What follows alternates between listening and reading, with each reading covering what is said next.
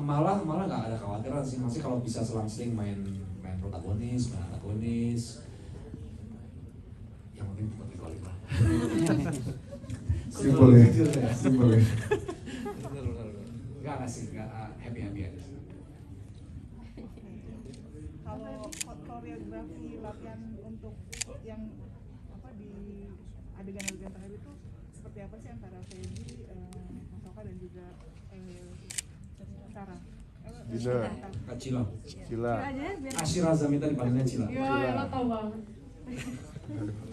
Apa itu kamu juga ditanyain gimana koreografinya yang terakhir. Yang terakhir. Kita latihan dulu di sinema ya, di kantor.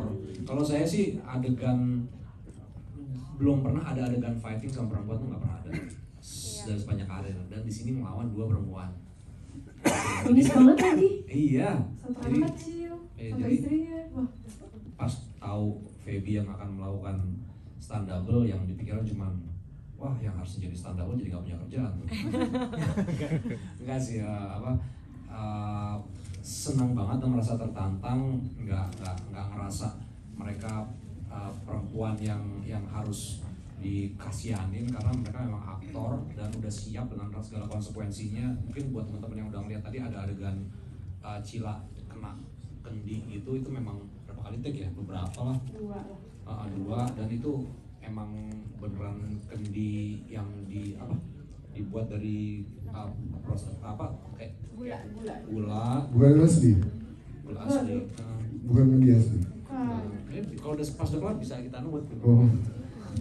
Rasanya ada deg-degan dikit ya? Iya, rasanya tetap berat. Terus pas lagi itu udah minta maaf berkali-kali sama Cila nih sorry banget, tapi dia nggak apa-apa sekalian aja, supaya sekali take, ternyata nggak sekali take, ternyata 2, 3 tapi ternyata seru. Iya seru gitu. Itu sih, itu sama Feby juga yang bagian nendang terus jambak itu juga harus janjian, banyak kontrol. Kalau nggak bisa kontrol terlalu emosi bisa gimana gitu. Dan itu scene-nya lumayan seharian sih kalau nggak salah. 2 hari. Oh adegan itu 2 hari. Adegan itu 2 hari. Mas Okta kan tadi waktu lagi ruqyah kan ngelawan sendiri dengan mantranya ya, itu ngomongin apa sih, atau apakah ada mantra khusus yang disebut? Itu di skenario nggak ada sih, dimana si Wahab itu ngomong mantra itu di skenario nggak ada. Bahkan Wahab ngedeketin ke telinga Farah terus bisikan sesuatu itu, kalau nggak salah ya kayaknya nggak ada deh. Tapi waktu itu on the spot aja, karena kita terbiasa kan kalau di film itu sutradara baru melihat setnya kayak gimana, terus ternyata memang jaraknya sedekat itu, dan bahkan pas nggak deket jauh dia juga tetap mengucapkan mantra gitu. Jadi on the spot harus tahu mesti ngomong apa, tapi waktu itu nggak tahu juga sih mesti ngomong apa, cuman apa kumat kamit aja sih gitu. Pakai lirik lagunya Cila aja. Enggak, ngasal aja sih. Terus diisi di ADR, di dub. Gitu. Kak Feby, sejauh mana sih film ini mempengaruhi perspektif lo di kehidupan nyata, apalagi kan sekarang baru jadi seorang istri gitu? Seberapa jauh ya?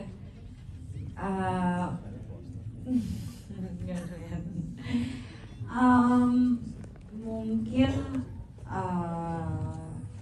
sebenarnya lebih banyak nilai-nilai agama juga sih yang aku belajarin dari film ini. Maksudnya nggak cuma keseluruhan cerita, tapi karena kita syuting sama Ustadz Alfi, jadi banyak ngobrol juga tentang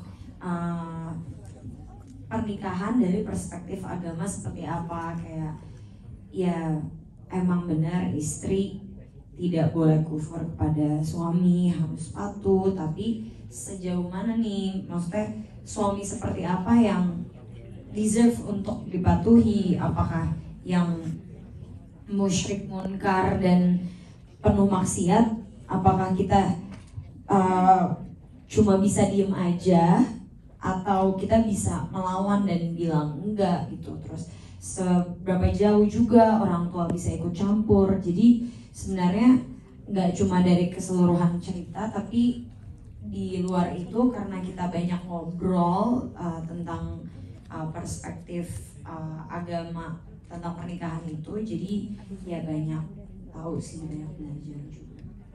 Alhamdulillah kita nggak ada sama sekali ya. Kalau aku sih nggak ada sama sekali. Cuma beneran fun fact-nya aku baru tahu tuh akhir-akhir ini bahwa tempat syuting kita tuh horor banget.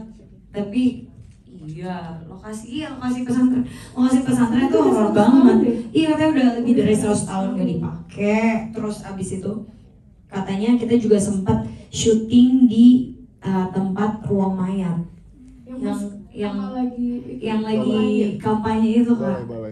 Balai itu yang malam-malam itu bahkan tadinya mau dijadiin ruang buat ruqyah.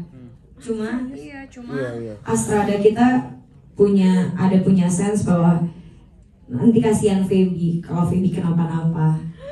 Iya, jadi aku juga baru tahu. Aku kayak kalau tahu gitu gue nggak mau dari awal.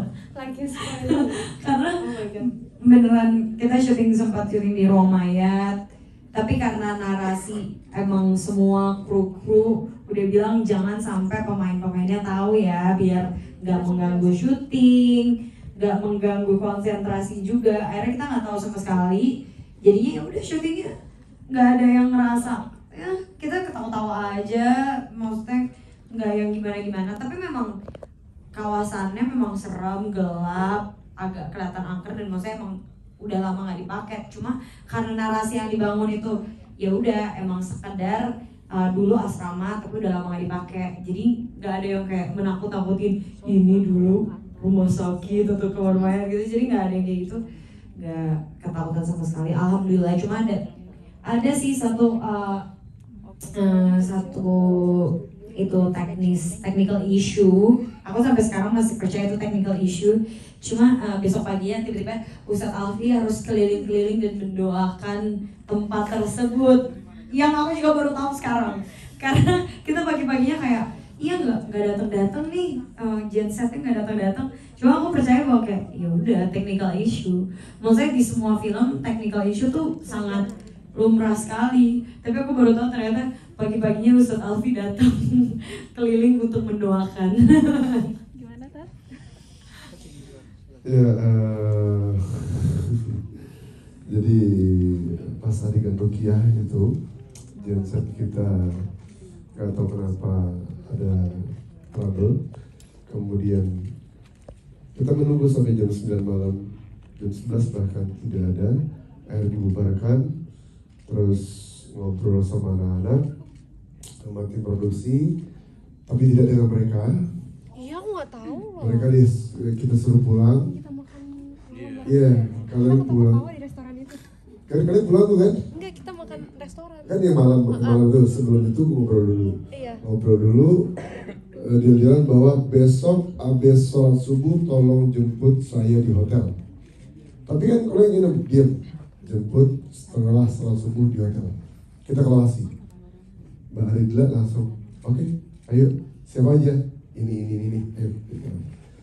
Itu gerimis 4:30 keliling ya, coba doa bareng lah. Bukan karena siapa-siapa, mungkin doain mereka, Masya Allah. Kita keliling, ya saling menghargai, bermunajat sama Allah agar Allah mudahkan, agar Allah ridhoi, jangan sampai ada kenapa-napa. Alhamdulillah dari situ berkah doa yang teman-teman yang lain, semua diperlancar, dan adegan ruqyah nggak ada serem-seremnya, malah ketawa-tawa. Begitu, alhamdulillah. Dan saya juga baru lihat di konten Instagram Wanita Ahli Neraka ada tim penelusuran ya. Dan saya juga googling setelah itu, banyak orang yang masuk ke dalam melihat hal yang macam-macam. Allah a'lam bishawab.